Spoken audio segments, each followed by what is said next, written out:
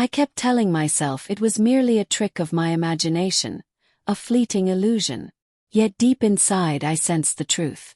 Matthew, my husband, had always been a man of restraint, calm, controlled, composed, never one to let his feelings show. But lately, something in him had shifted. His silence was heavier, his gaze sharper, as if he were seeking answers he already knew. The tension had been building for days, lingering in the quiet spaces between us.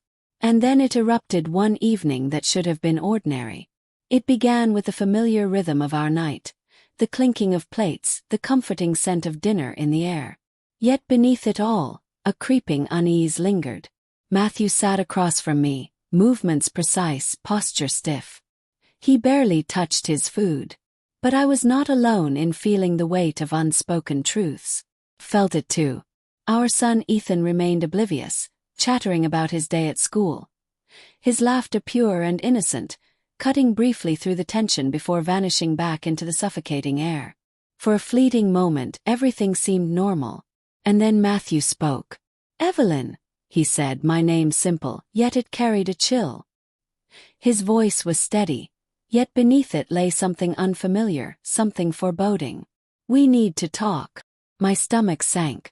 There was no gentleness, no casual pretext.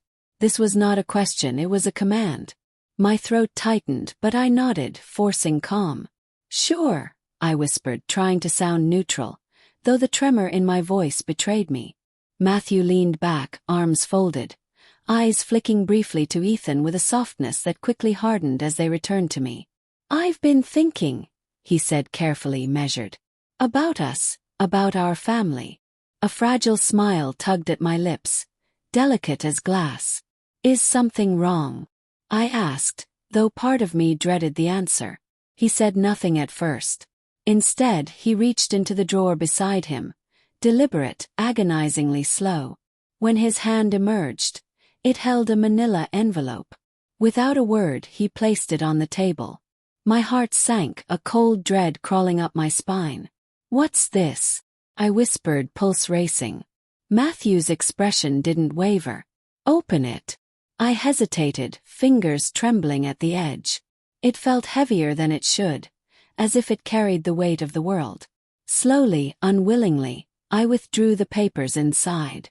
My breath caught. Paternity test results. My vision blurred with tears before I even read a word. The truth was already written in Matthew's face. "Ethan isn't my son." "Is he?" Matthew's voice was steady but icy. He already knew, yet clung to some slim hope he might be wrong. I opened my mouth, but no words came. My heart pounded deafeningly. "Answer me, Evelyn," he demanded, sharp as a blade. "I deserve the truth." Tears blurred my vision, streaming down silently. I searched for words, but how do you explain the unforgivable? "Matthew, it's not what you think," I whispered, barely audible. He let out a bitter laugh, hollow and cutting. "Not what I think." "Then explain it, Evelyn. Explain this." His hand gestured toward the envelope, the damning proof I could no longer evade. I lowered my gaze, willing the words to change. But they remained harsh and unrelenting, dismantling the fragile world I had held together for years. "It was a mistake," I choked out, weak. "A mistake," he echoed, eyes narrowing. "You let me believe Ethan was mine for 6 years. 6 years, Evelyn. Loved him, raised him, gave him everything. And now you say it was a mistake." His words cut deeper than knives. "I didn't mean for this to happen," I pleaded. I thought it wouldn't matter. I kept telling myself it wouldn't." His hands curled into fists. The control he always maintained slipped, emotions breaking through. "But it does, Evelyn," he snapped. "It matters more than you can imagine." A small voice interrupted. "Mommy, Daddy, what's wrong?" Ethan's eyes searched ours, innocent and concerned. Matthew softened briefly. "Nothing, buddy," he said gently. "Go to your room for a bit." Ethan hesitated. "Okay. Mommy and I need to talk." He vanished down the hall. The soft echoes of his footsteps left us alone in suffocating silence. Matthew turned back, face hardening. I've suspected for a while, he admitted, low, measured, raw. The late nights, the secret calls, the trips that never added up. But I wanted to believe in you. I wanted to trust you. So I pushed those doubts away. Matthew, please, I whispered, stepping forward. No, he said, firm, final, stepping back. 6 years, Evelyn. 6 years to tell me the truth, but you lied every day. He reached for another paper, a bank statement. And this, he said coldly. Our joint accounts. I froze them. You can't. Gasped. Oh, I can, he said, voice like ice. And I did. You won't touch another penny. Panic consumed me. My carefully built world crumbled. And Jake, he continued, lips curling in a bitter smile. Isn't it? My breath caught.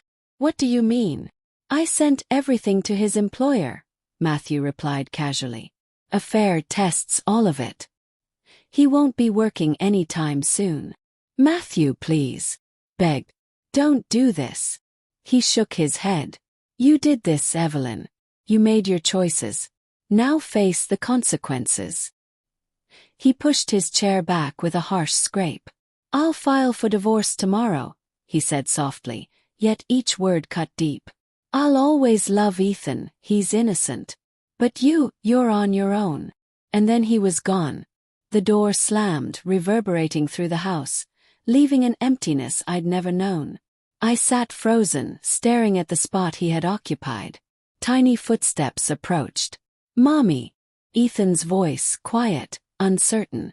Is everything okay? I wiped my face, forcing a hollow smile. Everything's fine, sweetheart. Holding him close, the reality crashed over me like a tidal wave. I had betrayed the man who loved me. I had shattered the trust that bound our family. And worst of all, I had hurt the innocent child who depended on me.